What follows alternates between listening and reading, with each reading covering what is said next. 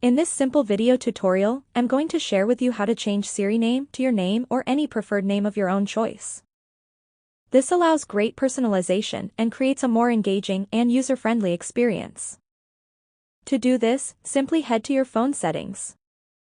You will want to scroll down onto the accessibility option. On this page, navigate to this section of speech. Select vocal shortcuts. Tap on Set Vocal Shortcuts. Tap on Continue and then select on the option of Siri requests. Here you will have to trigger a specific Siri request you want. It can be anything. I'll just put home page. Moving on to the custom phrase, type in your name. Let's say you're called Jackie. Type in "Hey, Jackie." Tap on Go to proceed.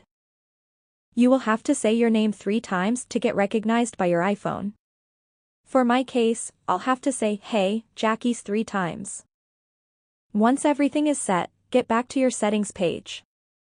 Select on Siri. Head to Talk to Siri.